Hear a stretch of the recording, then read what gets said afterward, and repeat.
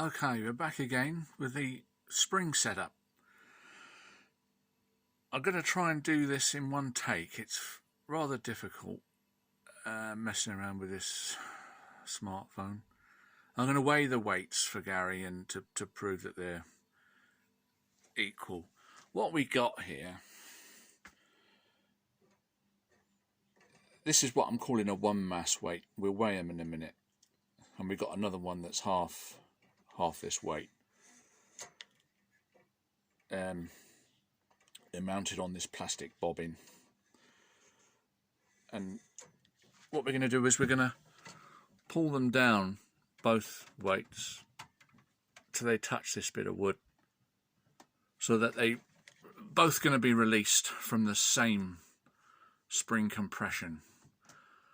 So we don't have to worry about, because we've got this stop, we don't have to worry too much about measuring that. It's going to be the same in both cases. Now, why this is interesting is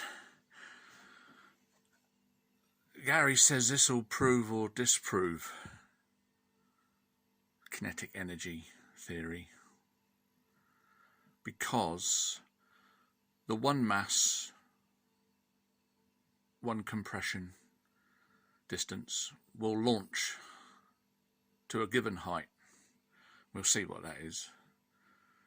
You might have to pause the picture. I've got no editing facilities, it's a bit of a nuisance, but anyway, you can see roughly. Now, the half mass launched from the same spring, same compression. If kinetic energy theory, according to Gary, is correct, it will go twice the velocity. The spring will be able to launch the half mass at twice the velocity, and therefore it will go 4 times the height, which is correct. So we're going to test it to see what it does do. Right, first things first is, you have to bear with me. I've got to weigh both of these weights. It's a bit awkward one-handed. It'd be nice if I had some editing facilities, but I haven't. So we got a pound scale here.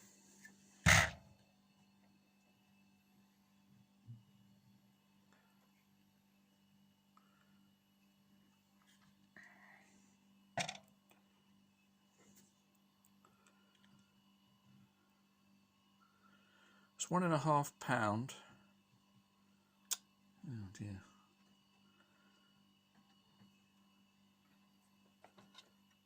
This is what's going to use up your memory. Not necessarily all this really, it's only to, if somebody's going to think you're cheating, which I'm not. 1.5 pound and 1 ounce.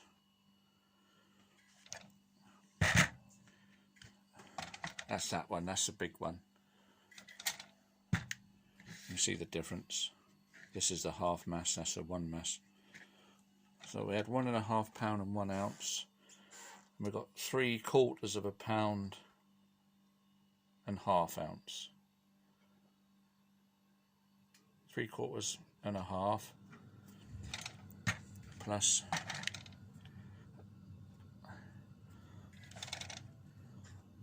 1.5 and 1 ounce. So they're double. Well, bear with me.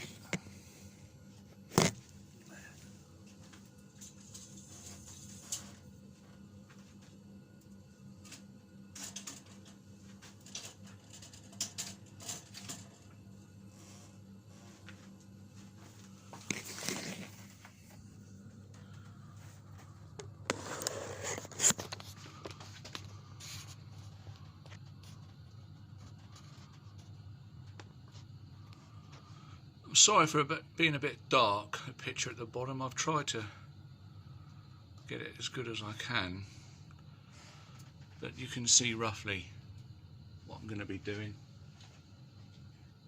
We'll start off with the 1 mass. This is where I might get out of breath because I'm squatting in a funny position. I'll do it a few times and you'll just have to replay it to get an idea of where it's going.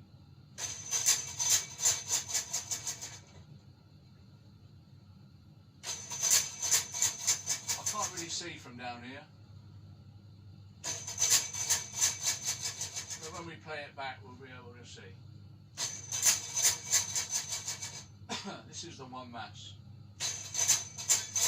Okay.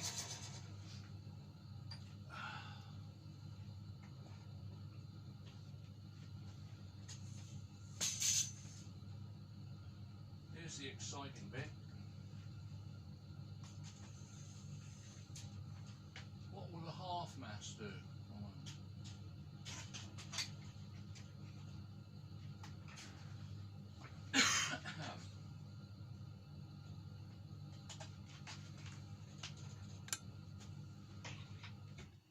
Gary says it should go 4 times as high because it's going twice the velocity. The same spring force can launch it twice the velocity.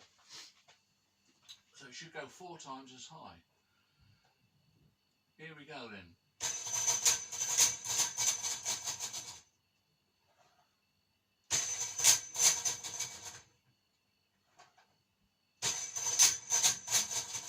Is it 4 times as high?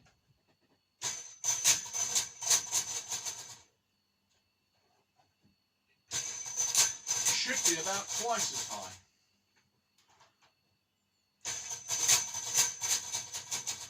If all is correct with the world, it should be about twice as high.